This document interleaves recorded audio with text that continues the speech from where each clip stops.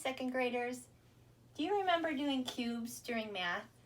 I hope you do, because I want to just review that with you today, and we're going to work on some math story problems. Okay, so who remembers what the C stands for? Circle. You're right. Circle the numbers.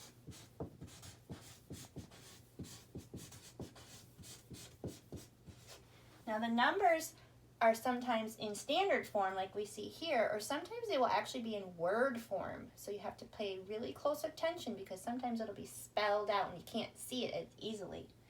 The U stands for underline the question.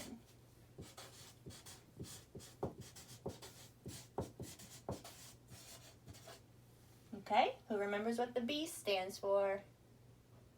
That's right, box the key words.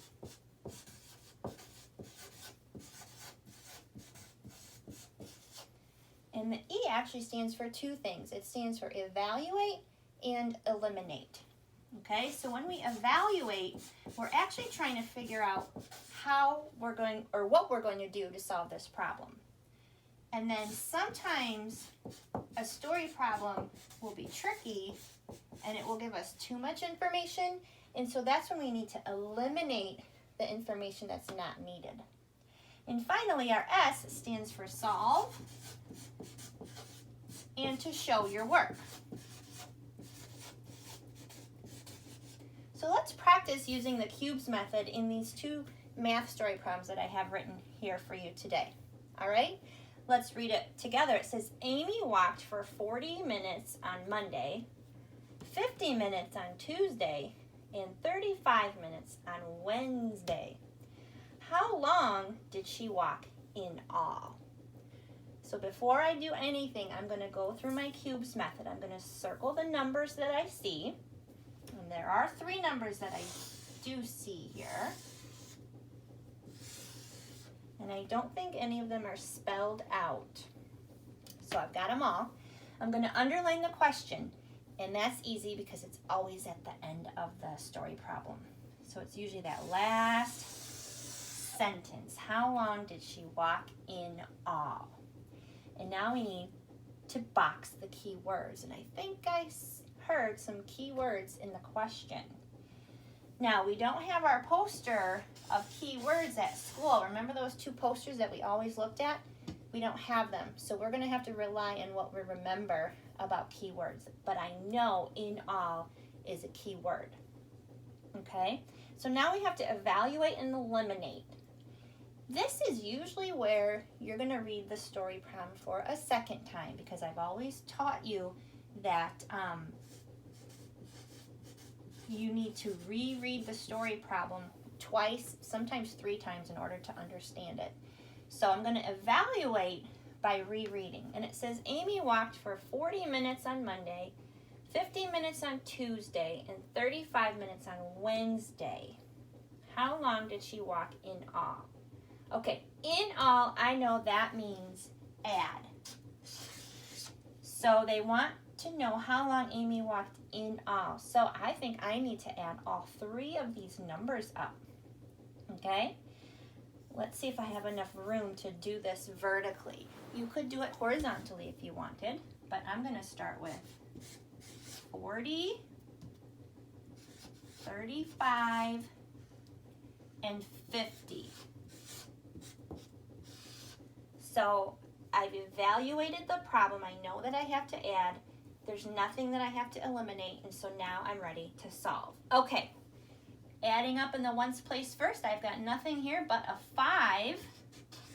I don't need to carry anything, but in the tens place, let's see here. I think I'm going to add the 4 and the 5 together first. That gives me 9, and then I'm going to count on 10, 11, and 12. So I'm going to write the 10 in the 2 in the tens place, but carry that 1 over into the hundreds place. So my answer is 125. But I also need to label that. It says, how long did she walk in all?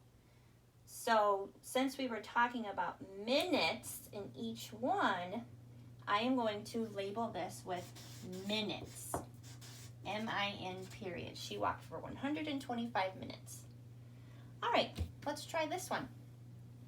It says Brooklyn found 75 Legos at her house. Parker found 54 Legos at his house. How many more Legos did Brooklyn find? Okay, and again, I'm going to quickly go through the cubes method. I'm going to circle the numbers that I see. I'm going to make sure that none of them are spelled out before I move on. I'll underline the question, which is how many more Legos did Brooklyn find? Box the keywords. Ooh, how many more rings a bell? We've talked about that, those keywords a lot in second grade. How many more? I'm going to evaluate and eliminate. Okay, so I know Brooklyn found 75 Legos. Parker found 54. Obviously, Brooklyn found more because 75 is bigger than 54. And how many more? That always tells me to subtract. You're right. Now, when we subtract, do we start with the small number or the big number? Always start with that big number. So I'm going to do 75. I'm kind of running out of room. You know what? I'm going to do it over here. 75 minus 54. All right. I have to ask myself, is there more on top or more on the floor when I subtract? And there is more on top, so no need to stop.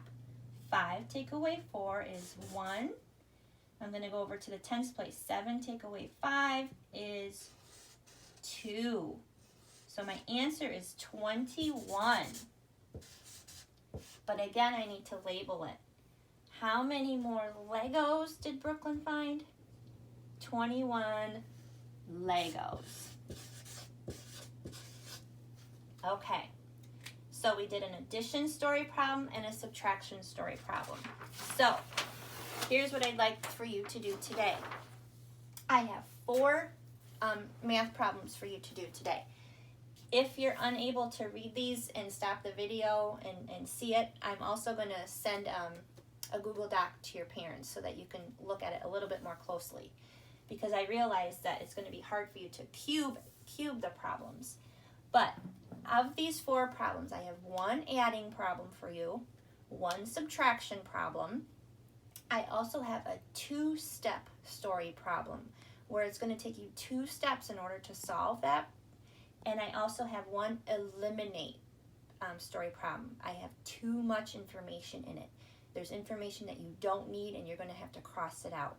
So it's in one of these, and I want to see if you can figure this out, okay? So when you do get your answers, take a picture of what you did, send it to me, and I look forward to seeing them.